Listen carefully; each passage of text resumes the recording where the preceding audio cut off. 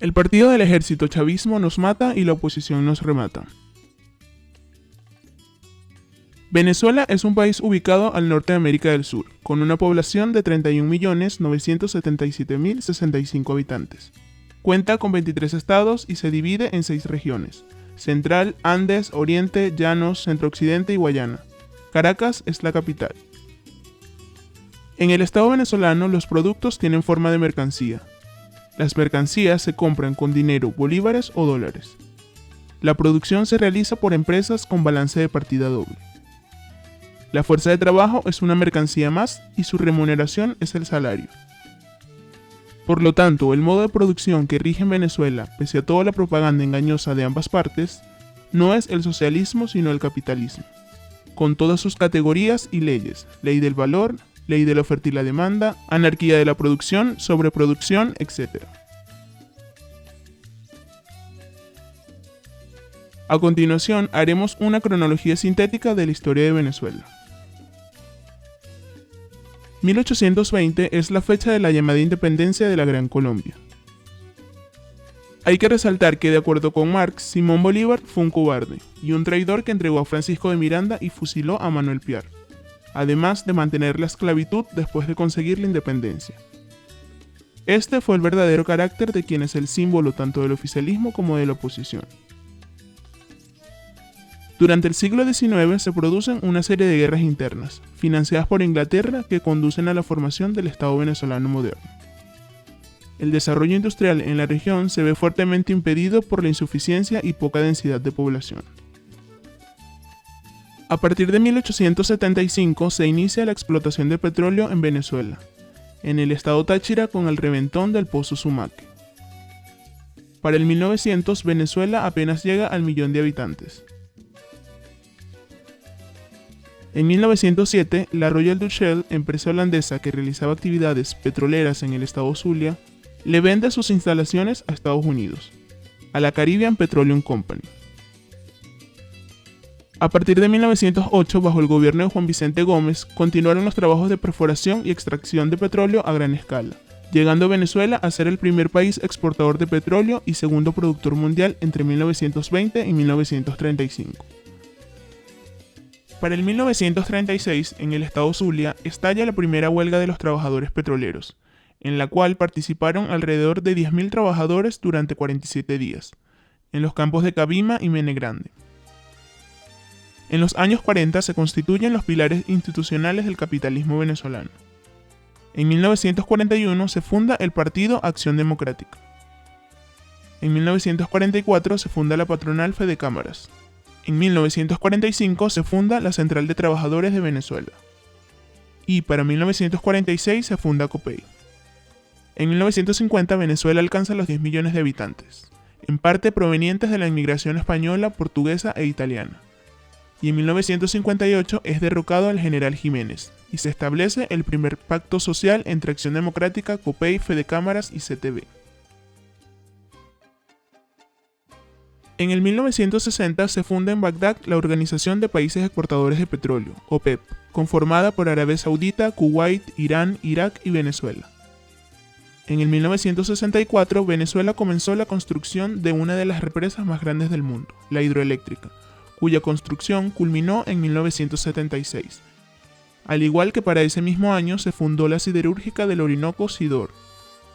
En 1968, Arabia Saudí supera a Venezuela como primer país exportador de petróleo.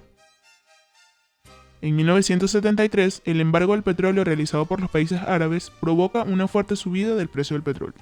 En el 76 se nacionaliza el petróleo en Venezuela por parte de Carlos Andrés Pérez, con la creación de la PDVSA, Petróleos de Venezuela. En el 79, la caída del Shah en Irán multiplica los ingresos por la venta del petróleo.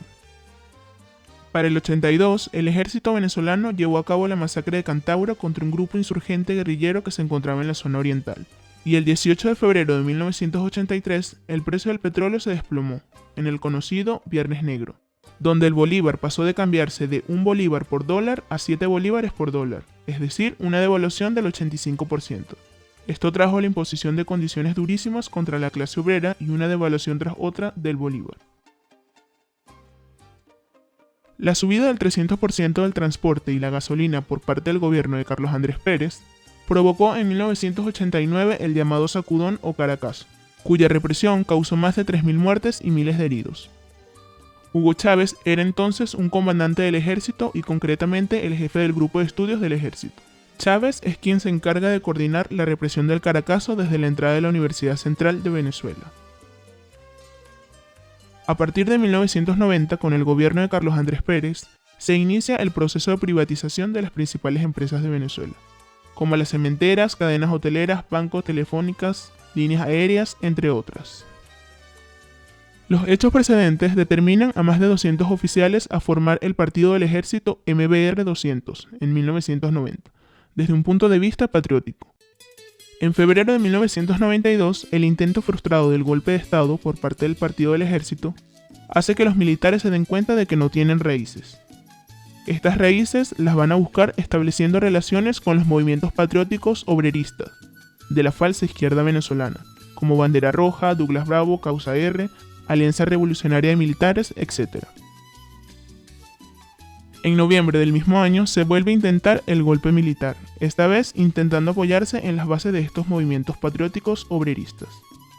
Sin embargo, las armas y municiones entregadas a los trabajadores de estos movimientos estaban estropeadas y caducadas, en el más puro estilo traicionero burgués. El 26 de marzo de 1994, Hugo Chávez fue liberado de la cárcel de San Francisco de Yare, gracias a un indulto otorgado por el entonces presidente Rafael Caldera. Desde 1994 se reanudan las privatizaciones hasta 1998 bajo el gobierno de Caldera. Seguidamente, en 1996, empieza la caída del precio del petróleo hasta 1999.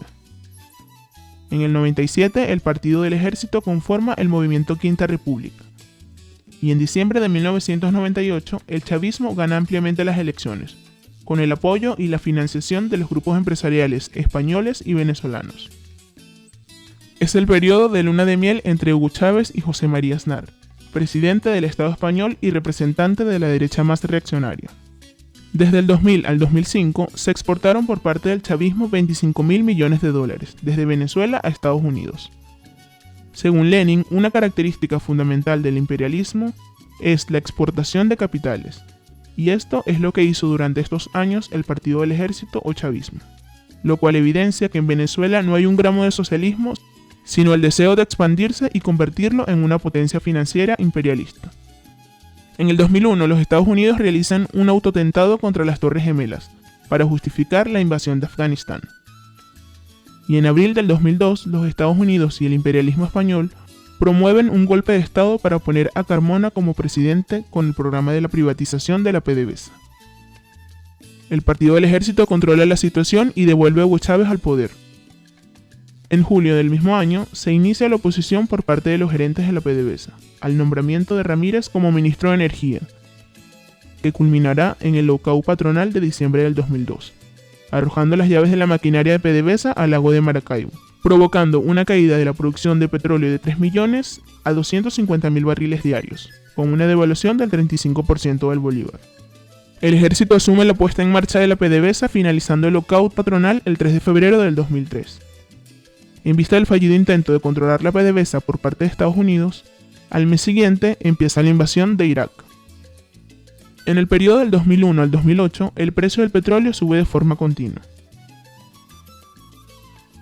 Para el 2004, el chavismo asesina al compañero Douglas, militante del Partido Comunista Internacional, por no dejarse someter por los lacayos imperialistas, en un ejemplo de los métodos mafiosos del Partido del Ejército. El alto precio del petróleo permite que entre 2007 y 2010 el capitalismo venezolano pague sus deudas y compre toda una serie de industrias obsoletas, pagándolas a precio de oro, como Lácteos Los Andes, Sidor, Cementos de Venezuela, Cantv, Ferrominera, Banco de Venezuela y Cargill. Como ejemplo, llegó a pagar 723 millones de dólares por la eléctrica ahora llamada Corpoelec. En el 2008 se realiza la firma del Tratado Constitutivo de la Unión de Naciones Suramericanas, UNASUR, bajo la apariencia de querer armar un bloque para independizarse económicamente de Estados Unidos. Este bloque traducía la posición imperialista de Venezuela motivada por el alto precio del petróleo, en su relación con los estados vecinos. Así, bajo la apariencia de vender el petróleo por un precio inferior al del mercado, se estaba vendiendo el petróleo por un precio muy superior a su coste de extracción, y que solo parecía inferior al del mercado, por el precio desbocado al que se encontraba en aquel momento. El chavismo anunció entonces por todo lo alto la reforma monetaria del Bolívar Fuerte. La base del Bolívar Fuerte eran el alto precio del petróleo y la política imperialista del UNASUR.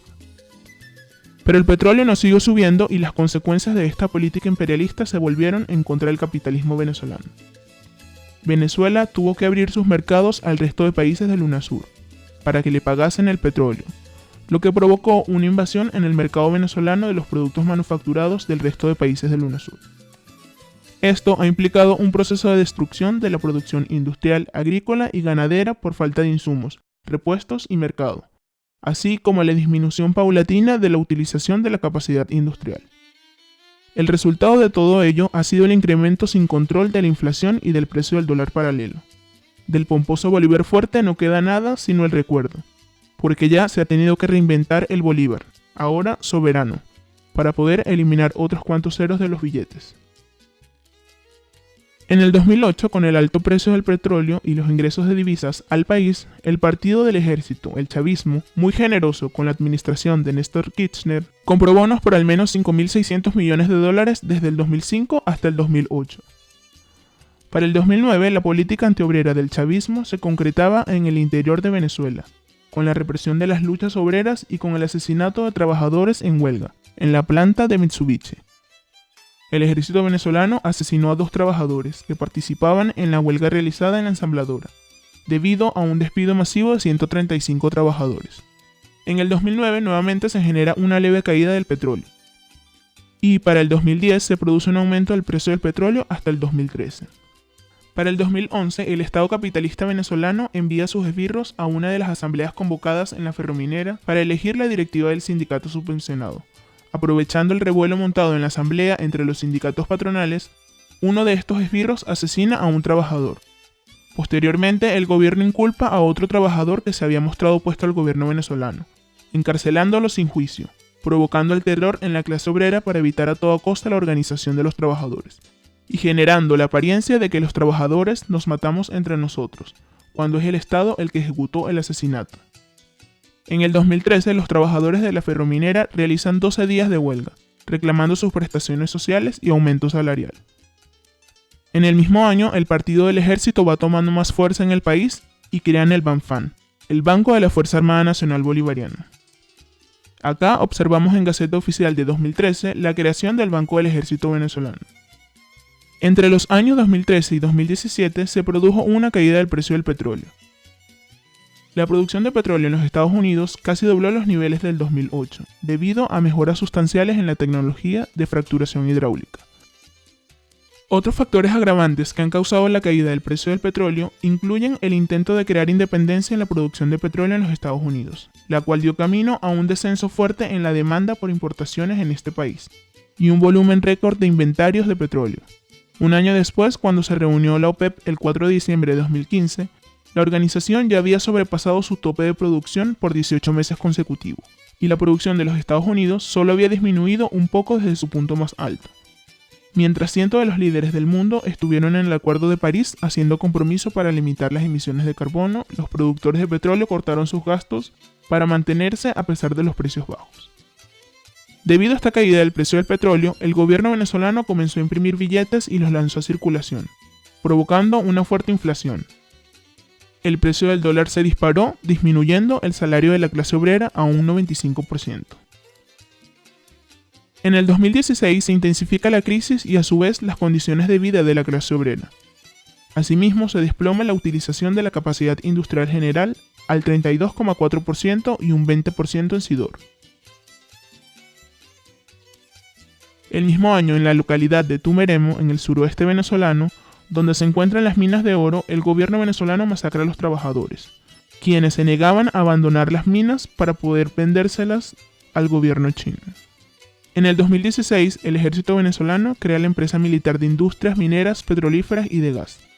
El ejército venezolano, además de controlar el tema de los alimentos, agricultura, las minas, ahora pasa a manejar también esta empresa, que viene a cumplir las mismas funciones similares a PDVSA. En el año 2017, el precio del petróleo cae hasta los $50 por barril, provocando una escasez de divisas en el país y aumentando así el precio del dólar paralelo. Esto llevó a la escasez de productos básicos, ya que todos los bienes y servicios son importados. Además, el gobierno redujo la entrega de divisas a las empresas privadas para la importación de alimentos, mientras las gastaba para costear la convocatoria de elecciones regionales, para escoger a los gobernadores de cada estado. En dichas elecciones participaron tanto los partidos de la llamada oposición como el oficialismo. En el año 2018, tal y como había hecho anteriormente, el gobierno venezolano devaluó nuevamente la moneda, quitándole 5 ceros al bolívar, llamándolo bolívar soberano. El precio del petróleo sigue cayendo, así como la producción, y en las principales ciudades la población sale a las calles a manifestarse por esta situación de escasez. Hay más de 30 manifestaciones diarias en todo el país. También se generaron recortes de luz en el año 2019, los cuales han sido programados por el gobierno venezolano de acuerdo a sus negocios internacionales con Brasil, para la culminación del tren que conecta el Roraima con Manaus y el resto del país brasileño, sacrificando las condiciones de vida de la clase obrera a sus negocios capitalistas. ¿Y cuáles son estas condiciones de vida de la clase obrera venezolana? Aumento de las enfermedades y muertes en los partos. Antes de empezar, hay que recordar que en Venezuela, y como un ataque más a las condiciones de la clase obrera, el aborto está prohibido. En Venezuela se registraron 240.000 casos de malaria entre el 2016 y 2018, cuando ya hacía más de 40 años que se había erradicado. También se registraron 10.500 niños que murieron en el parto en el 2016. Más de 750 mujeres murieron en el parto en el 2016. Y se registraron 15.316 casos de chikungunya en el 2015. Todo esto por la falta de condiciones sanitarias de los hospitales y falta de medicamentos en todo el país. La escasez de alimento. Los bachaqueros tienen mercancías porque se las dan los colectivos, el ejército y la Guardia Nacional. En los bachaqueros los productos se compran el triple de caros y suelen ser vendidos en los barrios populares de Caracas. ¿Cómo es posible que en un sitio donde hay una cantidad enorme de delincuencia y atracos, nadie atraque a los bachaqueros? Pues porque estos mercados y negocios los maneja la Fuerza Armada, el Ejército, el gobierno. Otro ataque de las condiciones de vida de la clase obrera es el desplome del salario. Partiremos explicando qué es el dólar paralelo. El dólar paralelo es el indicador de cuántos bolívares se necesitan para comprar un dólar en el mercado real. En Venezuela, dado que todos los bienes son importados, el cambio que regula la capacidad adquisitiva del salario no es el cambio oficial del bolívar con el dólar, sino el cambio del bolívar con el dólar paralelo. Marx afirma que el oro circula porque tiene valor, los billetes tienen valor porque circulan. El valor de los bolívares lo determina el valor de las divisas, dólares que entran por la venta del petróleo, y este valor disminuye con el número de billetes de bolívares emitidos. A continuación veremos su evolución. Esta ha sido la evolución del precio del dólar paralelo desde 1980 hasta el 2019. Actualmente, un dólar equivale a 5.300 bolívares. Hemos tomado los salarios nominales junto con el cambio oficial y el cambio real, o paralelo. Así hemos calculado el salario real en dólares paralelos. Como vemos, el salario mínimo se redujo a gran escala. El salario mínimo actual de Venezuela es de 18.000 bolívares. Describimos el precio tanto del dólar oficial que establece el gobierno como el precio del dólar paralelo, que es el precio real que se maneja en el mercado. Entonces, si calculamos el salario mínimo tanto con el precio del dólar oficial y del dólar real, podemos ver que el salario mínimo de la clase obrera no logra alcanzar ni los 5 dólares. Actualmente la canasta básica es de 2.491.159,29. Por tanto, se necesitan 138.4 salarios mínimos mensuales de 18.000 para poder cubrir la canasta básica familiar de 5 miembros, según el Senda. En Venezuela, dado que todos los bienes son importados, el cambio que regula la capacidad adquisitiva del salario no es el cambio oficial del bolívar con el dólar, sino el cambio del bolívar con el dólar paralelo. Entonces, ¿qué sucede con los salarios y el poder adquisitivo? Si el precio en bolívares de todos los productos dentro de Venezuela se multiplica y el salario se mantiene o sube menos que la inflación, lo que está pasando en realidad es que el poder adquisitivo disminuye cada vez que aumenta el dólar paralelo. Estos hechos implican una caída del salario de un 96%. Entonces, ¿cómo evitamos la pérdida del poder adquisitivo? Pues si el precio de todos los productos se determina en dólares reales, que la patronal y el Estado paguen los salarios en dólares. Y así, aunque devalúen el bolívar, no van a hundir nuestros salarios. Observamos cómo ha ido evolucionando la inflación en Venezuela. Como vemos, desde el 80 hasta finales del 2013, la inflación en Venezuela se mantenía a un nivel bajo. A principios de 2014, la inflación se fue disparando, coincidiendo con la caída de los precios del petróleo, del cambio monetario y por la impresión masiva de billetes. Del 2014 al 2015, hubo un incremento del 107% en la emisión de billetes. Este es el ataque del chavismo contra el poder adquisitivo de los salarios de la clase obrera venezolana. Ahora observaremos la dependencia del petróleo de la economía venezolana.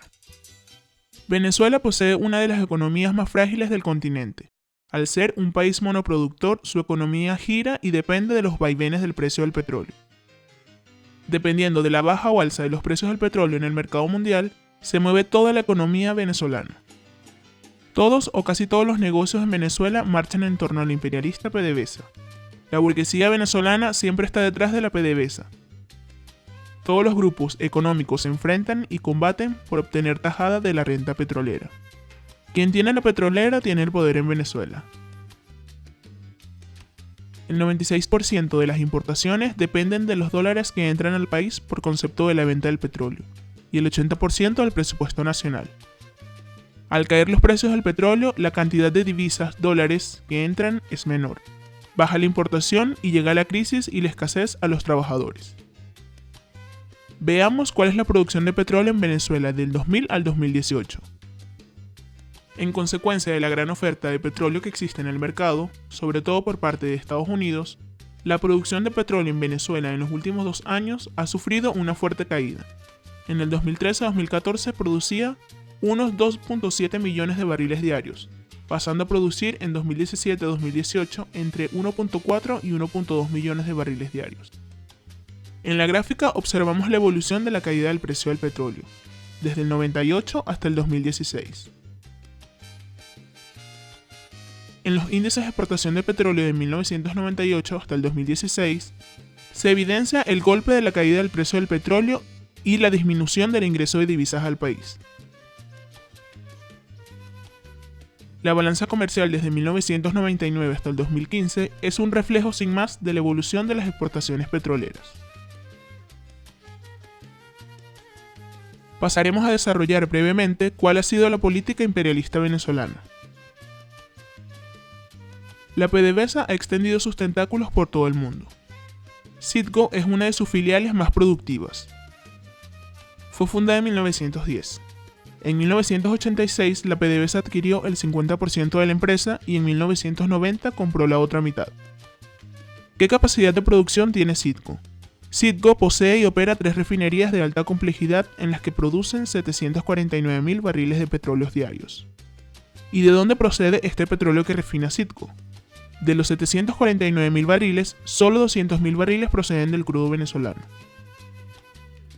¿Qué beneficios obtiene Citgo? En el 2016 obtuvo un beneficio de 33.900 millones de dólares. Además, Citgo cuenta con 3.400 empleados contratados de forma directa y 2.100 contratistas. ¿Quién nombra a la Junta Directiva? La Junta es nombrada por decreto de la presidencia venezolana y actualmente está conformada por miembros del Partido del Ejército. Precisamente es aquí donde está la pelea entre la llamada oposición y el oficialismo: conseguir dirigir la PDVSA. Como vemos en la gráfica, desde 1995 hasta el 2015 obtuvo grandes ingresos, llegando a posicionarse en la revista Fortune en el puesto 27. En el 2008 se crearon 4 organismos como proyección de la política imperialista del chavismo, pero que en realidad aniquilaron la economía venezolana. Estos organismos conformaban el plan del imperialismo venezolano, de hacer dependientes el resto de países de su petróleo y de sus préstamos. Pero para ello tenía que abrirles el mercado para que le pudieran pagar estos préstamos. Esto, como veremos, hundió la industria de agricultura venezolana, pues Venezuela enviaba petróleo a los distintos países a cambio de productos manufacturados, los cuales han aniquilado la producción industrial en Venezuela. Exportación de capitales a Estados Unidos. Venezuela hizo una inversión de hasta $25.000 millones, lo cual deja en evidencia el gran salto agresivo del imperialista PDVSA. A partir de todo este crecimiento de producción de petróleo y de las políticas imperialistas que ha tenido el capitalismo venezolano, surgen las consecuencias para la industria, la ganadería y la agricultura de Venezuela. Cuando Venezuela abrió sus mercados, llegó a convertirse en el primer socio de estos países pertenecientes al UNASUR. Como vemos, tanto en Nicaragua como en Ecuador, Venezuela elevaba las importaciones no petroleras de esos países. Lo que se refleja es que Venezuela para ese entonces importaba todos los productos manufacturados a cambio de petróleo. Esta es la balanza comercial entre Venezuela y Colombia. En el momento en el que el precio del petróleo se encontraba a niveles altos, es decir, entre 2008 y 2013, las importaciones desde Colombia alcanzaban los $2.255 millones, y a medida que fue cayendo el precio del petróleo desde el 2014 hasta el 2018, también se han ido reduciendo las importaciones desde estos países. Ahora detallamos los principales proveedores de las importaciones no petroleras, desde el 2010 hasta el 2014. Y este es el quiebre de la industria venezolana, que ha producido una bajada de la producción agrícola de los alimentos básicos de la canasta alimentaria. Para el 2018, la producción de los principales rubros como el arroz, maíz, etc., solo llegan a cubrir un 20 o 25% del mercado, es decir, desde el 2008 hasta el 2018, la capacidad productiva agrícola ha disminuido a más del 45%. Así es como se ha destruido toda la producción en Venezuela, en consecuencia de las importaciones y la apertura de los mercados internacionales. En el 2003, la utilización de la capacidad productiva está muy baja por efecto del lockout de los gerentes de la PDVSA, pero esta utilización de la capacidad productiva va creciendo, en parte subvencionada por el Estado, hasta el 63,55% en el 2007. Sin embargo, se observa que a partir de este año y de la creación del UNASUR, Banco del Sur, etc., la utilización de la capacidad productiva va cayendo paulatinamente y se hunde definitivamente con la caída sostenida del precio del petróleo a partir del 2012 y la retirada de las subvenciones. Observamos cómo hasta el 2015 Venezuela obtiene una variación negativa en el PIB. Actualmente, el Banco Central de Venezuela no ha lanzado datos macroeconómicos. Pero fuentes alternas, como Conindustria, afirma que la industria venezolana solo está produciendo por debajo del 18% de su capacidad. ¿Qué consecuencias trae todo esto a las reservas y a las divisas? Una baja de las reservas internacionales. Asimismo, se detalla la caída de las reservas de oro desde el 2001 hasta el 2016. En esta gráfica observamos la variación de la deuda de Venezuela desde el 2001 hasta el 2016. Cuando llega la crisis, la burguesía la descarga en la clase obrera. Desde finales del 2018, en Venezuela se han venido despertando huelgas y manifestaciones debido a la crisis. Para el 2017, según el Observatorio Venezolano de Conflictividad Social, se registraron unas 9.787 manifestaciones al año, y registró entre enero y diciembre de 2018 al menos 12.715 protestas, equivalente a 35 protestas diarias en todo el país. Esta cifra representa un aumento del 30% con respecto a 2017. Desde septiembre de 2018 se fueron extendiendo una serie de huelgas que llegaron a paralizar la producción, e incluso se llegaron a unir trabajadores de distintos sectores, como el grupo de trabajadores de la Corpoelec y la CanTV en Caracas, llegando a parar la producción. La alta inflación que ha promovido el gobierno del Partido del Ejército o chavista se ha comido el poder adquisitivo del salario. y las condiciones laborales precarias que le ha tocado aguantar a la clase obrera venezolana por parte de la patronal han obligado a la clase obrera a salir a la calle. El grupo de trabajadores de la enseñanza, ante el hecho de la pérdida del poder adquisitivo por un salario miserable, que después de la reconversión del 20 de agosto del 2018 acelera esta caída, comienzan a presionar para el desarrollo de actividades de protestas de septiembre hasta diciembre, ante lo cual los sindicatos regionales y federaciones nacionales, todos subvencionados atado a la patronal, se han encargado de negociar y acordar con el Ministerio de Educación los contratos y convenios. Además que el gobierno se ha encargado de apagar y reprimir estas luchas obreras, asesinando, encarcelando y amenazando junto al ejército, la policía, los colectivos y los sindicatos subvencionados. Bajando un poco la frecuencia de estas luchas, excepto la de los compañeros de la docencia, que a pesar de las condiciones críticas actuales, se mantienen en lucha. Los compañeros del núcleo proletario clasista han tenido una importante participación en estas luchas, haciéndoles saber a los trabajadores que el único camino es la lucha y que no podemos distraernos con cuestiones de justicia y mucho menos abandonar el trabajo para encontrar otras actividades de comercio. Estos son los grupos económicos que controlan Venezuela actualmente y quienes venden en dólares y pagan en bolívares. Por ejemplo, los Mendozas, quienes producen alimentos en el país y quienes tienen operaciones comerciales en Colombia y Estados Unidos con grandes plantas, con una plantilla amplia de trabajadores en estos países. Estas plantas producen maltas, cervezas y harina y lo distribuyen a más de 85 países. Como vemos, estos grupos lo conforman la llamada oposición y el oficialismo. Este es el falso dilema de la llamada oposición y oficialismo, las dos corrientes de la burguesía. El gobierno chavista es el partido del ejército que controla la PDVSA y se ha dotado del control del Banco de la Fuerza Armada Bolivariana, Banfan y Caminpec. También detenta el poder económico, político y militar. Poseen bancos y han creado una compañía anónima militar de industrias, minerías, petrolíferas y de gas, que tiene como objetivo las mismas funciones que la PDVSA y que incluso posee ya contratos de servicios petrolíferos. De este modo es como el ejército venezolano o el chavismo maneja todos los sectores del país, oprimiendo y machacando a la clase obrera. Así es como el partido del ejército o el chavismo ha pasado a controlar los distintos sectores del país. ¿Y qué pinta Juan Guaidó en Venezuela ahora? Al llegar la crisis, los hijos del Mesías Chávez la descargan en la clase obrera. La inflación, los altos precios, la caída de los salarios, ha generado que la clase obrera salga a la calle.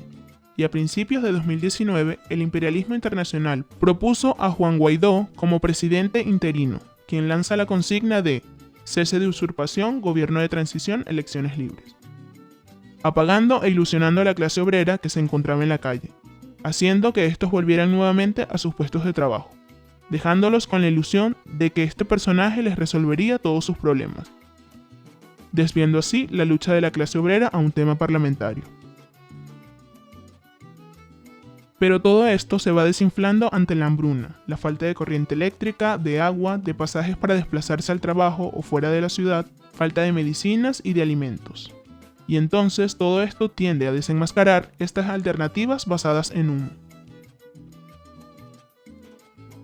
El gobierno chavista es el partido del ejército que controla la PDVSA y se ha dotado del control de Banfan y Caminpec. Detenta el poder económico, político y militar. La base social de la oposición es la pequeña y mediana burguesía arruinada, junto con una parte de la aristocracia obrera y profesiones liberales igualmente arruinadas. Las movilizaciones de la oposición están financiadas por el imperialismo español, europeo y estadounidense. La oposición y el chavismo estuvieron juntos en la represión y masacre del Sacudón o Caracazo, y estarán juntos en la masacre y represión de las futuras manifestaciones de lucha de la clase obrera. La clase obrera venezolana e internacional no puede defender ni apoyar a ninguno de los dos bandos capitalistas en contienda, sino que debe proponer su propia alternativa clasista. ¿Hay solución para Venezuela en el capitalismo?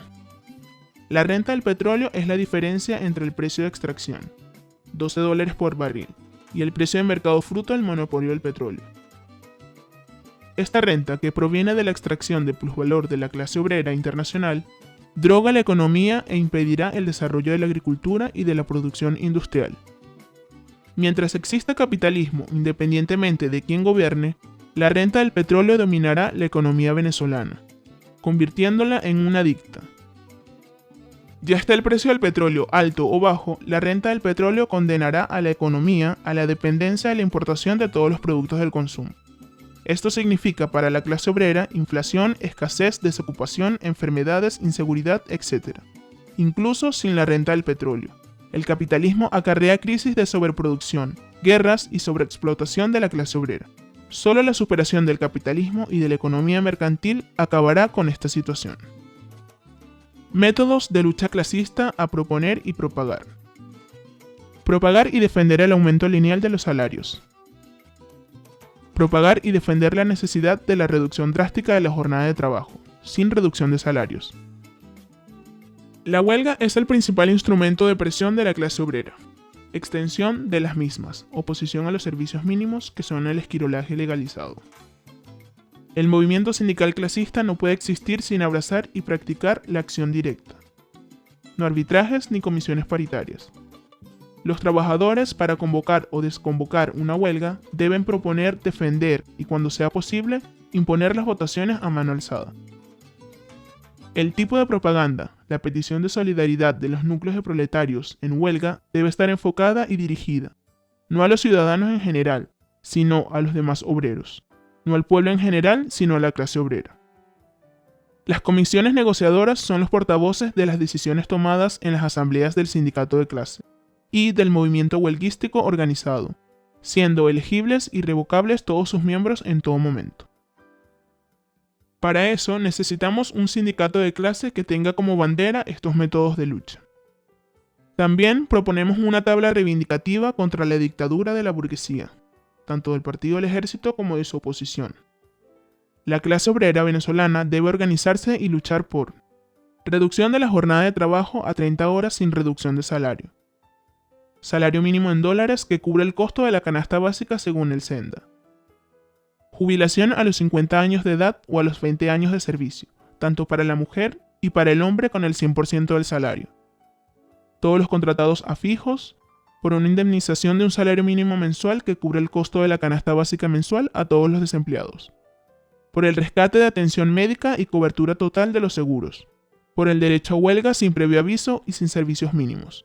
Por una indemnización de un salario que cubra el costo de la canasta básica para los familiares de obreros asesinados en los llamados accidentes laborales o por el AMPA o en protestas. Liberación de todos los trabajadores encarcelados por el Estado. Cultivar las condiciones que en un momento dado de la historia nos permitan la abolición del trabajo asalariado.